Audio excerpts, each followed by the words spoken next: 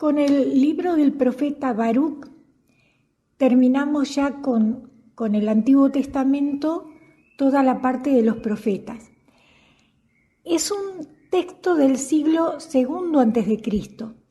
La obra original, según algunos especialistas, fue escrita en griego. El tema central es dejar en claro que los ídolos no son Dios. Se advierte que la adoración a los ídolos hechos de oro, plata, piedra, madera, es faltar al pacto del pueblo de Dios. El libro de Baruc, incluyendo la carta de Jeremías, se encuentra solamente en griego. Algunos analistas admiten como posible que originariamente pueda haber sido escrita en hebreo, pero no se ha encontrado ningún ejemplar en hebreo. Y el libro está compuesto por varias obras de distinto carácter, por lo que se supone que se lo nucleó como el nombre del profeta Baruc, que fue un escriba amigo de Jeremías, pero que en realidad se cree que fueron escritos recopilados de varios profetas distintos. Y está compuesta por varias obras de distinto carácter que ofrecen un tema en común. El tema es los sentimientos del pueblo judío ante la destrucción de Jerusalén y su posterior cautividad. Si recordamos todos los últimos profetas menores que veníamos leyendo, todos se basan en lo mismo, es en la cautividad del pueblo que quedan esclavizados en Babilonia, algunos en Egipto otra vez, y en el retorno y la reconstrucción del templo. Comparadas entre sí, estas obras muestran situaciones diferentes y dan indicios de que pertenecen a varios autores y que fueron reunidas bajo el nombre de Baruc. Baruc en realidad existió, era hijo de Nerías y fue el hombre de confianza y secretario del profeta Jeremías, que las habría escrito en Babilonia. Pero este dato tradicional no corresponde con lo que es conocido por la historia, porque se sabe que Baruc no fue con los desterrados a Babilonia, sino que fue a Egipto junto con Jeremías, fue desterrado a Egipto con Jeremías. Además, el autor no está familiarizado con la historia de Babilonia, porque dice, por ejemplo, que Baltasar era hijo de Nabucodonosor, y en realidad se sabe que no era Baltasar hijo de Nabucodonosor.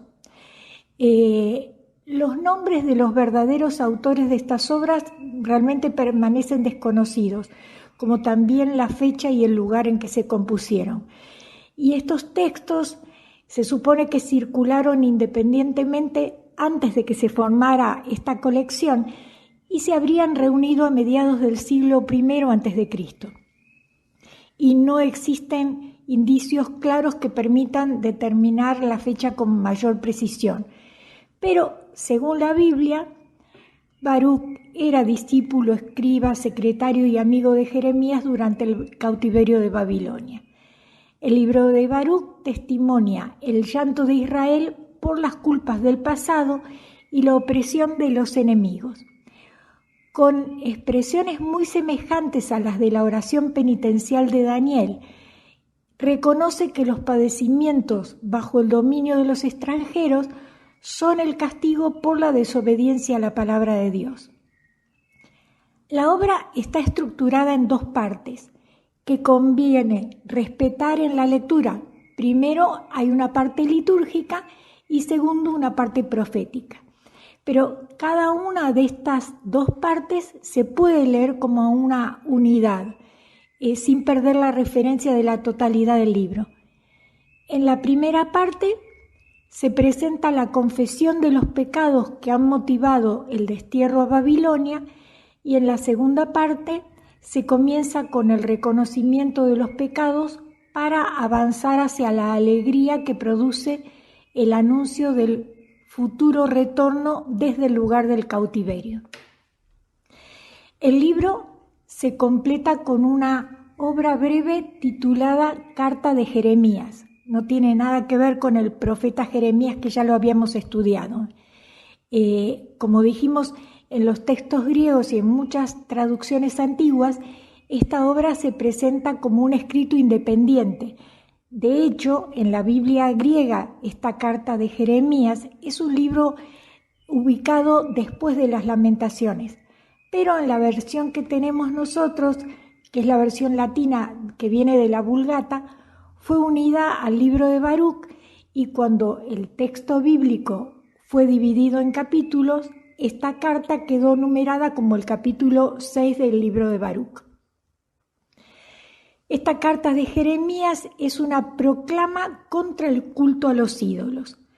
Adoptando la forma de una carta del profeta, el autor dirige una clara advertencia a los judíos de la diáspora para que no se dejen seducir por la idolatría. Se le llama judíos de la diáspora a todos los que se fueron escapados, exiliados y terminaron haciendo su residencia en puntos lejanos a la tierra prometida, que siempre se está esperando que retornen a la tierra prometida. El culto pagano, así como se describe en este escrito, responde a las características del culto que se practicaba en Babilonia. Por esta razón habrá que suponer que el profeta no es el autor de la obra, desde el momento que en realidad Baruc nunca estuvo en Babilonia. Los judíos residentes en la diáspora, impresionados por la suntuosidad y las riquezas de los templos paganos, debieron sentirse atraídos por el culto a los ídolos.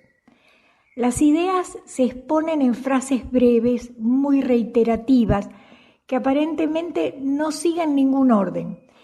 El libro tiene un tono marcadamente sarcástico, como si fuera una sátira, pero la intención de prevenir a los judíos residentes en la diáspora para que no se dejen seducir por los ídolos es lo que moviliza esta sátira. El autor recurre a la táctica de ironizar sobre los dioses del paganismo, ridiculizándolos de tal manera que los lectores judíos, en presencia de esos ídolos, no se sientan movidos por el respeto ni por ningún temor, sino más bien viéndolo como algo ridículo. Al abandonar los mandamientos de Dios, los israelitas se han alejado de la sabiduría, porque el libro aporta la enseñanza de que la sabiduría se identifica con la ley. Pero en el libro también existe el anuncio de la futura salvación. Siguiendo las líneas trazadas por el profeta Jeremías, se anuncia la restauración del pueblo que sufre. Dios manifestará otra vez su misericordia y los hará volver del país del destierro. Los judíos que padecieron la cautividad, así como también los que después del destierro quedaron a vivir en la diáspora, estuvieron en constante contacto con el culto de los ídolos. El judaísmo se preocupó por fortalecer a los que se podían sentir atraídos por esas prácticas religiosas para que mantuvieran su fidelidad al Dios de Israel. La carta de Jeremías insiste en un tema frecuente en el Antiguo Testamento y en gran parte de la literatura religiosa de la época. Los ídolos no son dioses, sino obra de manos humanas. Por lo tanto, no se les debe ni temer ni se les debe rendir culto. Y el único Dios que salva es el Dios de Israel. Para que se comprenda un poco, voy a leer la primera parte del libro de Baruc, que dice así. Este es el libro que Baruc escribió en Babilonia.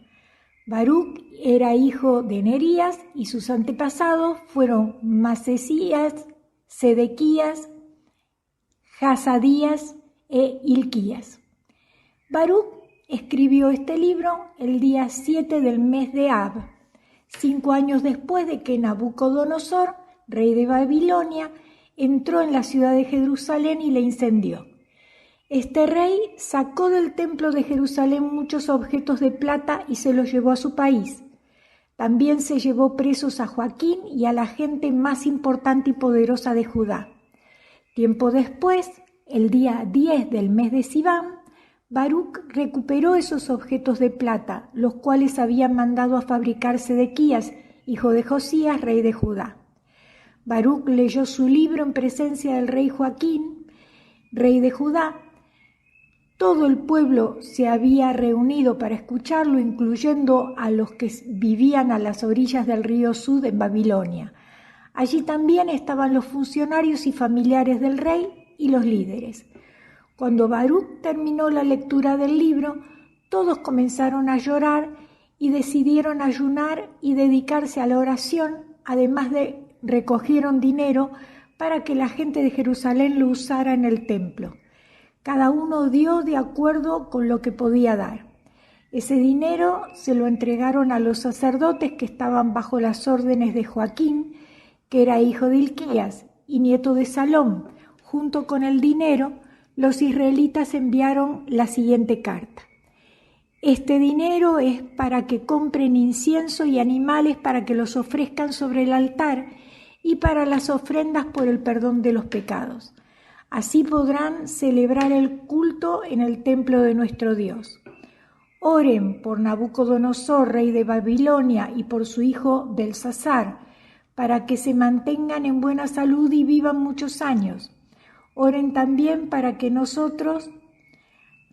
nosotros nos conceda fuerzas y sabiduría, y que así podamos vivir bajo la protección de este rey y de su hijo, para que les sirvamos por mucho tiempo y que siempre ellos nos traten bien. Rueguen por nosotros a nuestro Dios, pues lo hemos ofendido y por eso sigue enojado con nosotros. Cuando se reúnan en el templo para celebrar la fiesta de las enramadas, en otros días especiales, lean este libro que les enviamos y confiesen sus pecados. Y después viene una oración de confesión que él propone. Baruc dijo a los israelitas: pidan perdón a Dios de la siguiente manera. Dios nuestro, reconocemos que hemos pecado contra ti, tanto nosotros como nuestros reyes y gobernantes, nuestros sacerdotes y profetas, y aún nuestros antepasados, merecemos la vergüenza que ahora sufrimos. De esto tú no tienes culpa, la tenemos nosotros por no hacerte caso ni obedecerte. Tú libraste a nuestros antepasados de la esclavitud en el país de Egipto y les diste un país muy fértil, donde siempre hay abundancia de alimentos. Pero desde ese día y hasta la fecha, todos hemos desobedecido tus leyes. Hemos sido rebeldes y por eso estamos sufriendo tanto. La maldición que tú anunciaste por medio de Moisés a nuestros antepasados, ahora la sufrimos nosotros por nuestro pecado. Dios nuestro, tú nos enviaste profetas para recordarnos lo que tú quieres de nosotros, pero no les hicimos caso. Al contrario, cada uno de nosotros prefirió hacer lo que quería y nos dedicamos a adorar dioses falsos y a hacer lo que no te agrada. Y en el segundo poema, si bien da ánimo y esperanza, también ratifica el rechazo de Dios por la idolatría. Dice así: ánimo, pueblo mío, memoria de Israel, ustedes no fueron vendidos a las naciones para que sean destruidos. Ustedes fueron entregados a los enemigos porque provocaron la ira de Dios. Ustedes irritaron a su Creador, ofreciendo sacrificios a los demonios y no a Dios. El que tenga oídos que oiga, porque este es el tema y el motivo de todo el mensaje de la Biblia que venimos estudiando desde que comenzamos el seminario de la Palabra de Dios. Si prestamos atención y hacemos una síntesis de las proclamas de todos los profetas que estudiamos, ya que con este libro de Baruc terminamos con los profetas del Antiguo Testamento, nos vamos a dar cuenta de que la idolatría es la que provoca la esclavitud y todas las desgracias que sufre el pueblo de Dios. El que quiera pertenecer al pueblo de Dios de la Biblia, lo primero que tiene que hacer es cumplir el primer mandamiento, que dice: no tengas otros dioses fuera de mí. No te postres ante esos dioses ni les des culto. Está en Éxodo 2:3. Toda idolatría lleva a la esclavitud. El que conoce a Dios se da cuenta de que todos los ídolos no sirven sino para esclavizar, que es todo lo contrario a la forma de ser propia de Dios que nos creó para ser libres. La intención de este mandamiento apunta a la preocupación de Dios porque su pueblo se mantenga firme en la alianza liberadora. Cuando en el Edén el ser humano elige creer a la serpiente, al quedar sometido al maligno queda separado de la presencia del Padre Creador, y allí comienza la esclavitud y la idolatría. El ser humano fue creado a imagen de Dios y recibió del aliento divino que le infundió la vida, y ese aliento divino es eterno. Pero al materializarse, al convertirse en carne, quedó sujeto a las leyes de la materia, que a su vez está sujeta a las leyes del tiempo. Todo lo que nace de la materia nace para la muerte. Solo lo que es del espíritu es para vida eterna.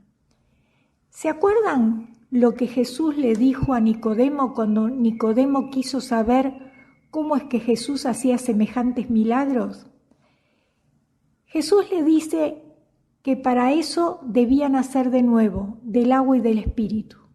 En Juan 3, 5 al 8 dice, Jesús respondió, en verdad te digo, que el que no nace de agua y del espíritu no puede entrar en el reino de Dios. Lo que es nacido de la carne, carne es, y lo que es nacido del espíritu, espíritu es. El agua de la que Jesús le habla a Nicodemo es del agua de la que Jesús le habla a la mujer samaritana del pozo que le pregunta a Jesús el por qué le pide a ella que le dé agua de beber. Y él le contesta, si tú conocieras el don de Dios y quién es el que te dice, dame de beber, tú le habrías pedido a él y él te hubiera dado agua viva. Esto lo leemos en Juan 4:10. Y en los versículos 13 y 14 dice, respondió Jesús y le dijo, todo el que beba de esta agua volverá a tener sed, pero el que beba del agua que yo le daré no tendrá sed jamás, sino que el agua que yo le daré se convertirá en él, en una fuente de agua que brotará para vida eterna. El ser humano pierde esa esencia de vida eterna al materializarse en un cuerpo de carne que nace, crece, envejece y finalmente muere. Por eso Pablo dice, estando nosotros muertos, Él nos dio vida. Y para darnos vida, Él tuvo que hacerse carne de pecado como nos pasó a todos nosotros, para poder rescatarnos desde lo más bajo en lo que habíamos caído. Pero volvamos al porqué de caer en la idolatría, porque en este cuerpo material que va camino a la muerte, hay un espíritu del aliento divino que es eterno.